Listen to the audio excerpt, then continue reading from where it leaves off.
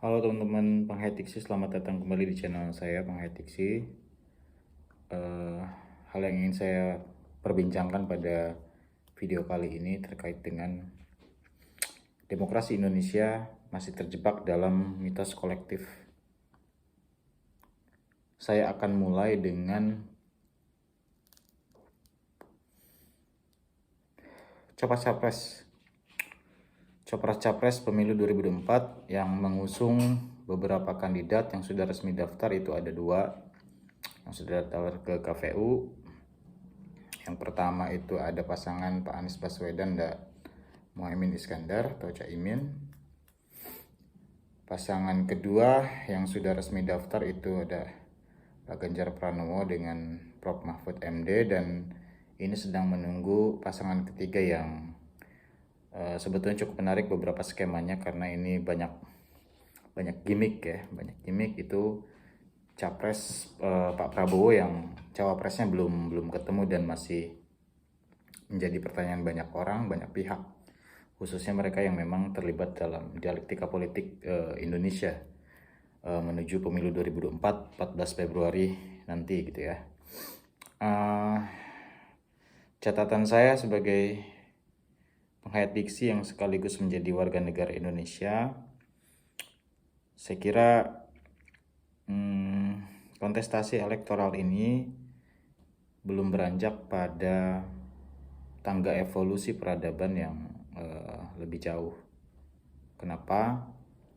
Pertama, kalau dilihat dari kandidat yang kemudian sudah mendaftarkan diri secara resmi ke Komisi Pemilihan Pemilu atau KPU, itu masih didominasi dengan warna yang sangat sama. Apa warna yang sangat sama itu? Adalah warna-warna yang dikehendaki oleh keniscayaan normatif bangsa ini, bahwa untuk memenangkan kontestasi pemilu itu paling tidak ada dua unsur yang mampu merepresentasi norma Indonesia hari ini. Yang pertama misalnya unsur nasionalis ya. Yang kedua unsur religius gitu. Ini terbukti. Yang pertama kita bahas Pak Anies Baswedan dan Caimin.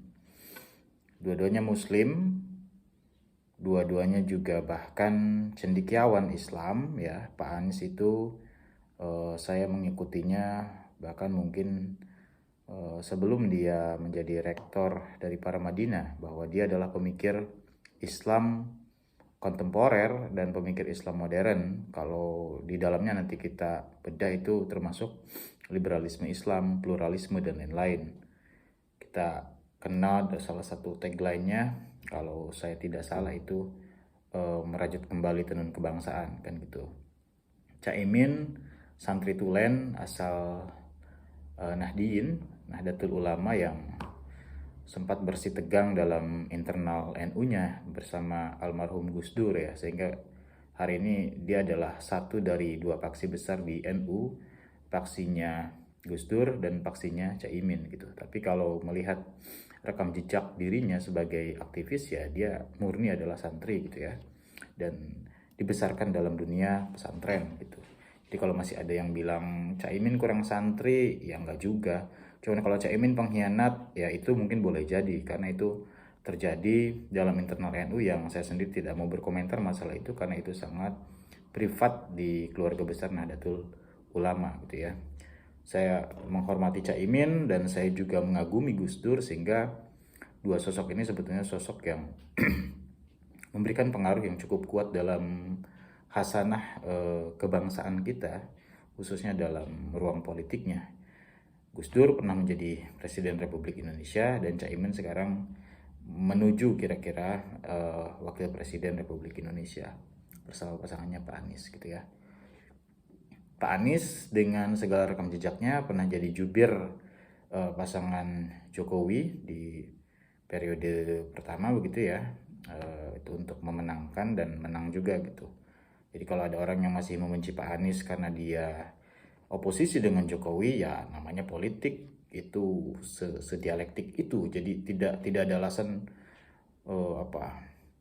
Misalnya Anies Baswedan kadrun, dulu dia liberal sekali pemikirannya gitu, dengan ide-ide besarnya di Paramadina, pluralis sekali, inklusif gitu. Jadi kalau hari ini dia didekati oleh banyak unsur kanan yang sangat kultus dan sangat konservatif, itu sebuah keniscayaan politik. Tapi dari sini saya melihat bahwa Anies Baswedan merepresentasi kelompok nasionalis, sekalipun stigma akhirnya memang dia ditempel oleh banyak kelompok eh, anarkis kanan gitu ya, yang beberapa kelompoknya itu sudah dibekukan oleh pemerintah izin formalnya gitu, seperti Hizbut Tahrir gitu ya.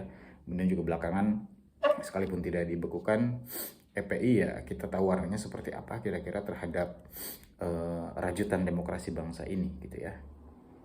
Caimin tentu merepresentasi kelompok religius karena dia adalah seorang santri. Tentu terlepas tadi ya kasusnya dengan Gus Dur, yang notabene dia juga adalah masih keluarganya Gus Dur, hanya mungkin bukan keluarga langsung adik atau anak, bukan, tapi masih dalam keluarga besarnya Kiai Haji Abdurrahman Wahid. Jadi bagi saya konflik dalam politik ya itu biasa-biasa saja gitu ya. Hanya kemudian bagaimana itu bisa dikompori oleh banyak pihak yang berkepentingan itu hal lain. Jadi nasionalisnya Pak Anies, religiusnya yang dalam hal ini merepresentasi umat dominan di Republik ini yaitu Islam adalah Caimin dari Nahdlatul Ulama gitu ya. Kemudian yang sudah resmi selanjutnya ada Pak Ganjar Pranowo dan Prof Mahfud. Nah, kalau yang ini saya pandangan pribadi ini dua-duanya nasionalis ya. Bukan berarti Caimin tadi nasionalis, tidak. Ini bentuk dominasi representatifnya apa gitu. Tapi kelompok Pak Ganjar seolah-olah ingin mengimbangi kelompoknya Pak Anies Baswedan dengan mengambil cawapres Caimin, kelompok NU. Nah, Prof Mahfud ini kurang lebih itu juga adalah bagian dari Nahdlatul Ulama. Sekalipun mungkin kalau harus dirunut gitu rekam jejaknya ke NU-annya, saya nggak tahu indikator itu NU Tulen itu apa, apakah memiliki kartu tanda anggota NU. Kalau di Muhammadiyah kan ada nomor baku Muhammadiyah NBM, ada nomornya ditanda tangan oleh ketum PP Muhammadiyah gitu kan. Di NU itu seperti apa saya juga nggak tahu, atau memang cukup dalam praktik ritusnya, sholatnya NU gitu kan, puasanya NU, kuantitas jumlah rakaat tarawihnya NU, atau hanya sebatas itu, atau bahkan lebih jauh pemikirannya tentang fikih-fikih Ahlussunnah atau seperti apa gitu ya. NU Tulen ini kemudian apakah hanya cukup nyantri atau gimana, atau ada kontribusi yang lebih jauh dari itu di dunia ke NU-an gitu kan. Nah, kalau saya melihat Prof Mahfud sepak terjangnya ya dia sebetulnya kelompok nasionalis besar di HMI gitu ya, sebagai organisatoris ulung yang kemudian juga rekam jejak di pemerintahannya sangat bagus lah kira-kira. Jadi kelompok Ganjar dan Mahfud ini dua nasionalis yang cukup kuat.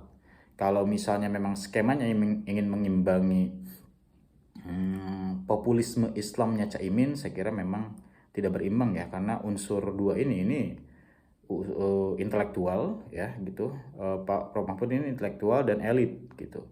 Di HMI dia pusat gitu kan, kemudian basisnya juga ya HMI Connection kan gitu. Tentu kekuatan ini juga akan menjadi penting karena himpunan mahasiswa Islam ini alumni udah gede-gede banget gitu kan, sehingga ini juga akan menjadi peta kekuatan yang nantinya akan sangat berdampak pada kontestasi dirinya sebagai cawapresnya Pak Ganjar gitu ya. Tapi skemanya memang ini untuk, karena ada Caimin ya, kira-kira yang merepresentasi Nahdlatul Ulama atau Nahdien, kelompok Nahdien, kelompok Ahlussunnah ya Prof Mahfud kan gitu. Kan gak diambil dari Muhammadiyah kan gitu. Jadi masih dibaca dominasi Muslim di Indonesia ya representasinya Nahdien gitu kan. Jadi Prof Mahfud lah dipilih oleh Pak Ganjar dan ketum PDIP Ibu Mega gitu. Nah, yang ketiga ini seru ini. Pak Prabowo belum secara resmi mendaftarkan diri, cawapresnya siapa, kan ini menarik. Nah, apakah Pak Prabowo juga akan mengambil masuk dalam circle eskalasi politik yang sama, atau dia bermanuver dan berakrobat gitu. Nah, saya kira sosok Pak Prabowo ini kurang lebih sama dengan banyaknya purnawirawan yang memang memiliki nasionalisme yang tinggi. Jadi kalau unsur nasionalismenya Pak Prabowo terlepas ya dialektika 98 dan lain sebagainya yang generasi kita mungkin perlu lebih banyak menggali itu, tapi dalam tanda petik dosa reformasinya juga pada akhirnya sekarang berangsur turun atau berangsur memudar. Hanya mereka yang masih memiliki subjektivisme egosentris terhadap Pak Prabowo dalam tragedi 9798 itu yang masih mengangkat isu HAM kepada dirinya. Tapi dengan misalnya bergabungnya tokoh-tokoh besar semacam Budiman Sujatmiko, Fahri Hamzah yang notabene adalah aktor-aktor yang saat itu head to head dengan Pak Prabowo, saya kira ini sudah ada semacam kemapanan para politikus kita untuk merajut kembali tenun kebangsaan, kalau boleh meminjam istilahnya Pak Anies Baswedan gitu ya. Jadi ada semacam kedewasaan berdemokrasi di kita, di mana dosa-dosa masa lalu yang juga harus diklarifikasi ini kemudian berangsur untuk mengalami rekonsiliasi gitu ya. Jadi Pak Prabowo merepresentasi kelompok nasionalis dan tinggal nunggu cawapresnya. Ini siapa? Apakah Pak Prabowo akan mengikuti siklus dan anatomi yang sama dengan dua pasangan atau dua kandidat lainnya, di mana cawapresnya mewakili representasi Islam Indonesia. Nah, seandainya Pak Prabowo mengambil misal ya Khofifah Indar Parawangsa, jelas dia masuk dalam game yang sama. Kekhawatiran bahwa umat Islam tidak akan memilih dirinya itu akan ditutupi oleh seorang Khofifah Indar Parawangsa. Apalagi kalau kita melihat kemarin simulasi dari 3 calon, ketika Pak Prabowo dipasangkan dengan Erick Thohir, bagaimana, ketika Pak Prabowo dipasangkan dengan Gibran Rakabuming bagaimana, dan Prabowo dipasangkan dengan Khofifah Indar Parawangsa itu bagaimana. Dan sebetulnya ketiganya Pak Prabowo masih berada dalam presentasi yang pertama gitu. Namun sisanya selain Ibu Khofifah itu kan kelompok nasionalis juga. Pak Erick Thohir pengusaha yang nasionalis gitu ya, sekarang Menteri BUMN. Kemudian Gibran Rakabuming Raka putra Pak Jokowi itu juga nasionalis gitu ya. Jadi apakah Pak Prabowo ini akan memutuskan dirinya masuk dalam warna yang sama, di mana nasionalis ditemani oleh atau digawangi oleh representasi Islamis gitu ya. Nah, ini yang menarik, kita tunggu mungkin minggu depan ya, kalau nggak salah kata Pak Prabowo begitu akan secara resmi daftar ke KPU gitu. Jadi teman-teman, apa yang terjadi dengan demokrasi kita? Demokrasi kita masih terjebak dalam mitos kolektif, di mana presiden dan wakil presiden harus merepresentasi bangsa ini yang dalam tanda kutip direpresentasi oleh satu kepercayaan bernama Islam. Sehingga kalau unsur Islam tidak masuk di situ, maka dijamin nggak akan jadi gitu ya. Ada yang salah dengan ini? Tidak ada tentu. Dalam lingkup politik semua punya hak yang sama gitu ya, termasuk menginginkan bahwa Islam memiliki representasi unggul untuk kemudian maju ke dalam RI 1, RI 2, itu hak seluruh warga negara yang kemudian teratribusi ke dalam Islam, Kristen, Hindu, Buddha, Sunda Wiwitan, Kejawen dan lain-lain, itu bebas. Tapi kemudian kalau ini dijadikan satu tuntutan peradaban di atas semua indikator lain, ini yang kemudian kita belum beranjak dalam dunia demokrasi yang semestinya gitu ya. Karena demokrasi tidak menghendaki adanya kemenangan kelompok-kelompok, tapi yang dikehendaki demokrasi adalah keseimbangan atau keadilan itu sendiri. Jadi catatan saya banyak sekali tentang demokrasi, bahkan ketika periode Pak Jokowi pertama dan kedua yang pernah diharapkan oleh banyak orang akan sangat merepresentasi Nusantara, keindonesiaan, nyatanya memang masih sangat kikuk dan kesulitan menghadapi realitas demokrasi yang terpenjara ini. Misalnya pendirian rumah ibadah Kristiani yang sangat sulit di banyak tempat, ancaman-ancaman pemboman gitu ya masih terjadi, bahkan pemboman terhadap kelembagaan negara yang dilakukan oleh oknum dari salah satu unsur kepercayaan juga masih terjadi, ke kepolisian gitu kan, ke beberapa kelembagaan negara lain itu masih terjadi. Jadi Pak Jokowi juga dalam hal ini belum mampu secara tegas berdiri atas nama Indonesia gitu. Dia juga masih berpikir ulang untuk kemudian bagaimana ketika demokrasi ini harus mapan di negeri ini, nyatanya memang masih mengalami begitu banyak tantangan yang sangat serius saya kira, sehingga ini berdampak serius pada pencalonan capres-cawapres ini yang masih didominasi oleh mitos kolektif bahwa pemimpin bangsa Indonesia harus diwakili oleh unsur nasionalis dan unsur Islamis gitu. Kapan kira-kira kita punya kesempatan yang sama dan tidak alergi dengan fenomena di mana misalnya capresnya orang Kristen, wakilnya orang Hindu? Kapan hal itu terjadi? Karena ini Indonesia dan semua orang memiliki hak untuk itu. Tapi ketika unsur itu dibatasi dan dikerangkeng oleh mitos kolektif tadi, nasionalis dan Islamis, maka saya kira demokrasi kita hanya sebuah diksi yang tidak mewujud. Demokrasi kita adalah kata yang tidak bisa termanifestasi, sehingga nantinya berbagai bentuk regulasi, kebijakan, preferensi bernegara itu pasti suka tidak suka akan tetap dipengaruhi konflik of interest-nya kelompok gitu. Jadi saya kira ini masih agak jauh ya untuk melihat bangsa ini bisa berdamai dengan sebuah realitas heterogenitas. Kita masih beberapa kelompok di Indonesia dominan kuat masih menginginkan adanya homogenitas bangsa ini. Padahal modal utama, the capital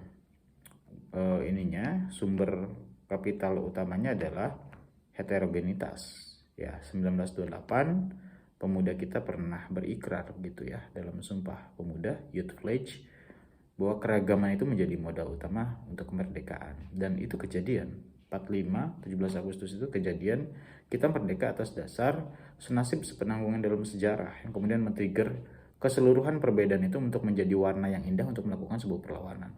Kalau hari ini kita ingin bicarakan itu mundur untuk menjadi homogen lagi, saya kira kita mundur dari sejak 17 Agustus 45, kita mundur lagi ke belakang. Ini mengarah kepada kultusisme kerajaan lagi, kita mengarah pada feudalisme kerajaan lagi, kita mengarah pada dominasi ekspansi kekuasaan lagi yang terjadi di negara sendiri, bukan ekspansi keluar, tapi ekspansi dari satu partai politik ke partai politik lain gitu kan ya, ekspansi dari satu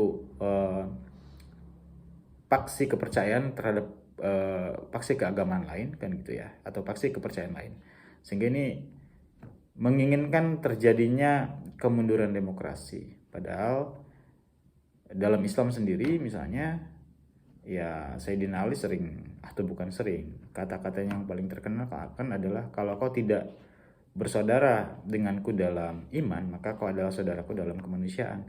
Bagi saya itu crystal clear, jelas bahwa Islam secara substantif tidak pernah memaksakan suatu keadaan untuk menjadi homogen. Karena keragaman itu sendiri adalah kehendak Allah atau kehendak Tuhan gitu ya. Jadi tidak mungkin rasanya kita memaksakan keniscayaan yang diberikan Tuhan di kesemestaan ini dalam hidup untuk kemudian dirubah sesuai dengan kehendak yang kita inginkan. Kehendak yang sangat subjektif ala manusia dan sangat profan gitu. Dan Islam itu rahmat bagi seluruh alam semesta, bukan rahmat bagi partai anu, bukan rahmat bagi cawapres anu, bukan. Islam adalah rahmatan lil alamin, kesemestaan, alam raya. Sehingga bagi saya politikus dan politisi muslim ini perlu untuk melakukan edukasi sejak dalam pikirannya sendiri, sebelum kemudian itu diresonansi ke dalam kepala-kepala yang lain gitu ya. Jadi kalau memang negara ini masih ingin berdiri dengan demokrasi dan hukumnya, saya kira kita sudah harus beranjak lebih mapan untuk lebih fokus pada gagasan-gagasan apa yang dibawa capres-cawapres. Sudah tidak lagi capres ini agamanya apa, cawapres ini mazhabnya apa, misalnya sudah tidak lagi. Saya tidak dalam rangka menggiring ini supaya misalnya nggak boleh satu kelompok kepercayaan mencalonkan diri, enggak, bebas. Tapi bagi saya kita lebih ke pokok bahasan itu tentang gagasan dan visi. Ngerti atau tidak capres dan cawapres ini terhadap masalah-masalah makro dan mikronya bangsa ini. Ngerti atau tidak dan siap merancang atau tidak milestone negara ini mau kemana dalam kira-kira 10 dekade ke depan, 100 tahun ke depan itu mau bagaimana, goalnya apa, caranya bagaimana. Itu kepikiran nggak? Alih-alih misalnya ngeberesin lagi isu isu-isu rumah ibadah gitu yang belum beres-beres untuk mendirikan aja susah gitu kan. Bagi saya ini kapan kita beranjak gitu loh. Sedangkan misalnya kita selalu berbicara 2045 akan menjadi bonus demografi. Siapa yang bisa menggaransi itu? Ketika memang konstruksi elektoralnya pun kita belum beranjak pada demokrasi yang jauh lebih eh, kontekstual hari ini gitu ya. Orang di seluruh negara yang maju-maju dan yang punya dampak terhadap eksistensi bumi ini itu sudah beranjak pada isu-isu yang jauh lebih substantif dan isu-isu yang jauh lebih berdampak bagi bagi bukan hanya manusia, bagi seluruh entitas kesemestaan, bagi alam, bagi pohon, bagi tanah gitu loh. Global ethic gitu kan, environmental ethic. Dan Indonesia punya kapital sumber daya alam itu yang sangat bisa berdampak pada eksistensi bumi gitu kan. Nah, kapan sih kita akan berbicara masalah itu? Kalau misalnya indikator elektoralnya saja masih di tahap yang sama begini-begini saja. Jadi mungkin Pak Prabowo ketika ingin memilih siapa gitu orang yang menurutnya lebih mumpuni untuk melihat Indonesia ke depan, tapi dia terganjal pada isu identitas kan. Oh, dia agamanya ini, nanti elektabilitasnya kurang. Ya memang keniscayaan politik kita masih di batas itu. Belum di batas yang jauh melampaui itu. Kita masih di situ. Sehingga berbagai macam produk kebijakannya pun ya masih begitu-begitu saja gitu. Makanya diksi developed country atau negara berkembang ini kemungkinan akan bertahan lebih lama disematkan kepada Indonesia kalau kita belum bisa beranjak lebih jauh untuk membuat sebuah gagasan-gagasan visioner, evolusioner ke depan gitu ya. Bahkan saya sering bilang ke teman-teman tongkrongan atau beberapa kawan diskusi di kampus, percayalah AI suatu saat mungkin akan menciptakan agama baru gitu ya. Jadi agama yang kita anut hari ini itu mungkin akan mengalami distorsi yang luar biasa dan sangat radikal, mendasar mungkin dalam beberapa dekade ke depan gitu ya. Pada akhirnya AI akan mampu untuk membuat 10-20 kali lipat yang kita yakini hari ini. Atau kita setiap hari belanja juga itu atas triggernya AI untuk kemudian melakukan persuasi-persuasi yang kita tidak sadar dengan itu kemudian kita mengikuti gitu kan. Ya itulah yang kita sebut dengan algoritma gitu. Nah, termasuk nanti pada hal-hal yang substansial, agama, pandangan politik, konstruksi ekonomi, dengan negara mana seharusnya kita bekerja sama, kan itu akan sangat mudah untuk dilakukan lewat persuasi-persuasi AI yang sangat smooth. Dia tidak konfrontatif, tapi dia langsung masuk ke dalam psikologis manusia ketika dirinya terkoneksi dengan multi koneksi internet, multi koneksi informasi gitu. Jadi saya kira pemilu 2024 nampaknya belum bisa beranjak pada pemilu yang lebih visioner dengan gagasan Indonesia 1 atau 2 abad ke depan. Tapi ini masih terjebak dalam mitos kolektif kita tentang siapa yang lebih pantas, bukan siapa yang kita butuhkan, gitu ya. Oke, sampai jumpa lagi di video berikutnya. Terima kasih. Sampai jumpa.